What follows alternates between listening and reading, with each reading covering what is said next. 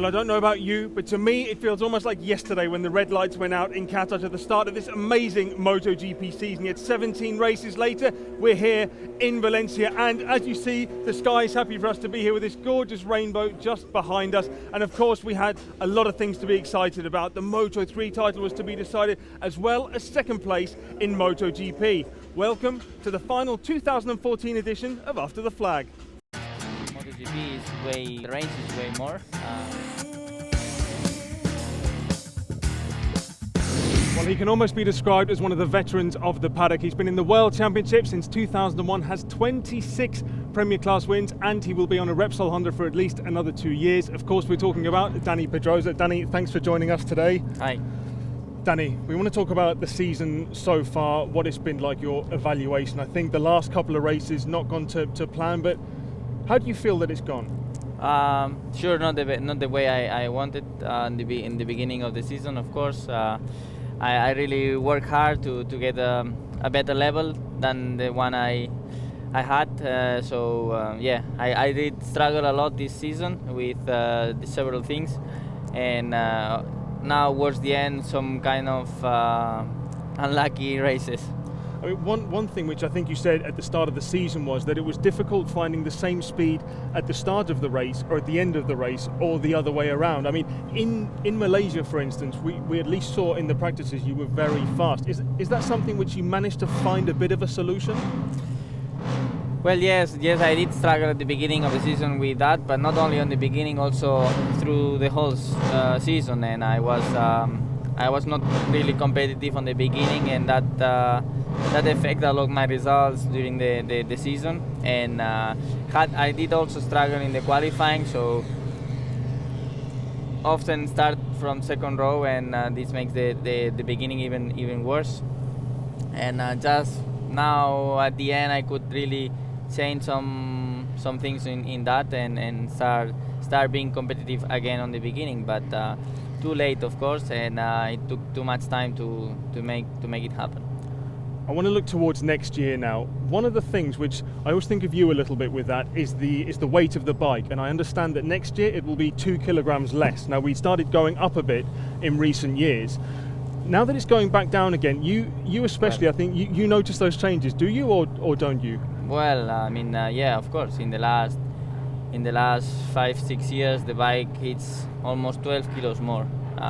So of course, as smaller you are, more you feel. And now we go 2 kilo down. It's something positive, of course, but it's not going to make a big, massive difference like 10 kilos up, you know. So.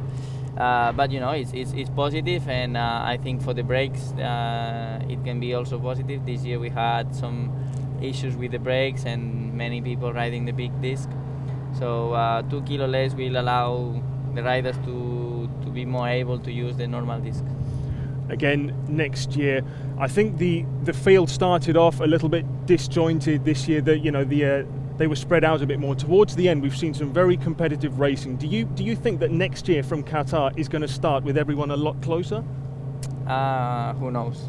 Future is there to make it, and I hope we can do it. We can do it in a strong way, and if it's spread out, it's with us in front. Okay, pretty confident there. But in terms of your riding style, like you say, you've been here, you've had weight increases, new riders coming in. Do you find that this is the most competitive field you've ever ridden in? Nah. No? Nah, not really. I think there are many changes on the championship that make the championship more close. So you can see that there is more competition in qualifying, in racing, in the beginning of the race, and things like it, because more fuel or softer tire or things like this. But no, regarding riders, the few years ago was really more competitive. Okay, and now final question, Dani, on a more personal note, because you spent so many years here, how has the paddock changed for you, more from the people, maybe the fans, maybe the media? Do you feel that it's gone through a positive change? I think through the years since I'm racing in the World Championship, I can see that we have grown a lot, and we are not only approaching now to the people that love motorsports, but also to the people that just watch, the riders and the age that now is watching MotoGP is way. The range is way more big, and this, from kids to older people, we can see that now we have many more fans, and sure, I think this is positive. Great. Well, look, thanks a lot, Dani. Best of luck in Valencia, and of course next season. Thank you. Thank you. Well, you know what? It seems like only 5 minutes since I was stood on this very bridge recording a piece to camera ahead of the 2013 MotoGP season finale, when Marc Marquez went out there and beat Jorge Lorenzo to a first MotoGP crown. Yet 12 months have gone by, a whole season's gone by of MotoGP. So as the sun begins to set there now on the 2014 campaign, let's just recall 14 riders starting from a pit lane, a jump start in Texas, and some amazing first laps. 2014 in MotoGP just about had it all, didn't it?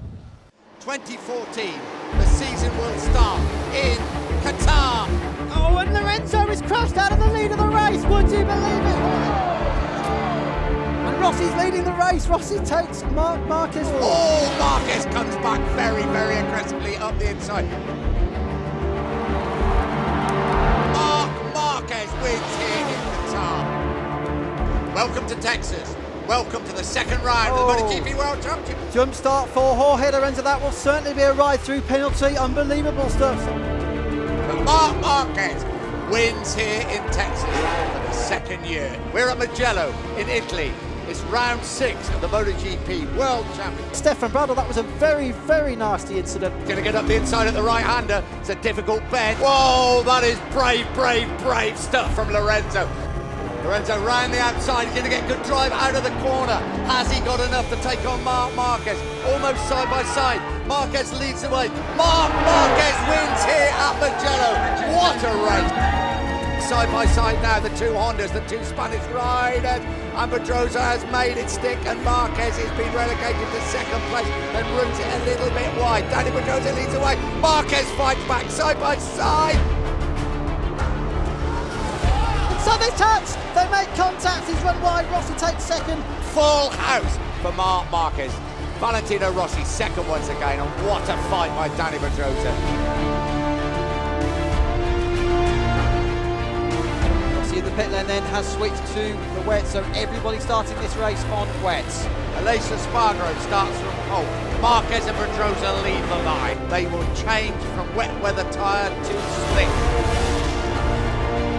He has now won 8 out of 8. He wins here in Assen.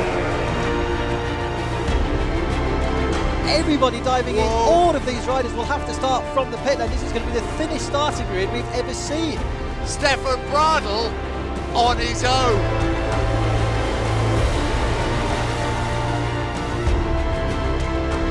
And here comes Pedrosa. Pedrosa up the inside. Dani Pedrosa leads the way. He wins his first Grand Prix here at Brno. Right behind him now, Lorenzo knows he's there. Here he comes up the inside through Village Cup. Oh, Lorenzo doesn't let him through. The Marquez is back up the inside with 11 wins out of 12. Classic victory here at Silverstone. Marquez is in trouble then on lap 11 of the San Marino Grand Prix, out of second place. That's Pedrosa. Pedrosa's down at the first corner, caught out then. Marquez crashes out. The gamble has not paid off. Lorenzo will lead. Lorenzo wins the first time in 2014. Round 15 of the MotoGP World Championship. Will the title be decided this afternoon? And here comes Marquez up into second place. Is it a World Championship winning move? Is he trying to get through? Marquez now. No. Rossi's got it back. Listen to the crowd. Here we go. 43. Marquez is through once again. They're side by side. Rossi tries to fight back. I think Marquez has made it stick, and then has he run it wide at the hairpin? No. The 2014 MotoGP World Champion is Marc Marquez.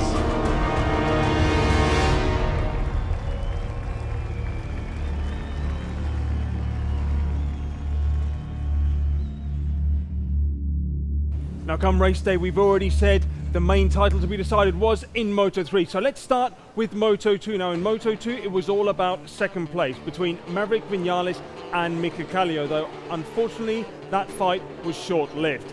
Unfortunately, Vinales made a mistake and took both him and Kallio out of the running, which left Kallio with second overall, though not in the manner he would have wanted, of course. And at the front, it was a tense battle between Tom Lüthi and Tito Rabat, with the win almost certain to go to Rabat after the final corner. Yet with too low a fuel level, he couldn't get the drive to the line, and it was Lüthi who ultimately won. And it was Frenchman Johan Zarco who rode a good but lonely race to third. Then we move on to MotoGP. Again, the fight was all about second place between Valentino Rossi and Jorge Lorenzo, with the Italian starting from pole. The getaway was a typically frantic one, yet it was unfortunately the weather that would throw a spanner into the works once again. Whilst Marquez was battling his way past Rossi and Iannone, and Lorenzo was passing the Ducatis, spits of rain appeared. A flag-to-flag race was declared by race direction, yet the majority of bikes stayed out battling for honours in the last race of the season. However, both Lorenzo and Iannone took a gamble and came in for bike swaps, expecting the rain to get heavier. Now, that didn't happen in the end, and Lorenzo actually retired with 5 laps to go, leaving Rossi to take second overall in the championship. Marquez put on another masterclass to break another record for winning 13 races in one season, whilst teammate Pedrosa got back on the podium in third. And finally, to Moto3, the one title that was still to be decided. Jack Miller versus Alex Marquez. Now, Miller arguably rode one of the races of his season, always leading when he could and fighting back immediately when passed. Marquez was a touch more cautious on the other hand, not looking to get too involved in any battles, yet he did have a near miss with Niccolo Antonelli, whilst it was Marquez's teammate Alex Rins who was scrapping with Miller on occasion. Miller had to win, with Marquez off the podium to clinch the title, yet there was another hurdle in the fast Isaac Vinales, who made it tough for the Australian towards the end.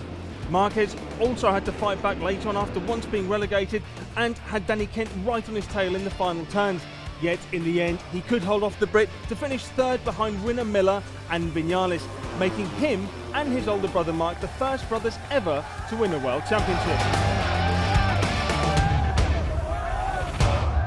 Well, I think it's fair to say we were treated to some pretty fantastic races, but it is getting pretty nippy right now, Greg, so quick, hurry up with the championship standings, please. This is freezing out here, right? The championship standings for the end of 2014. Remember last year it was 4 points between Marquez and Lorenzo, 67 this time, and Marquez scoring 80% of the maximum points available across the season. 99 behind for Jorge Lorenzo to match his race number, and it's Pol Espargaro beating his brother Aleix and Bradley Smith for 6th, 7th and 8th positions.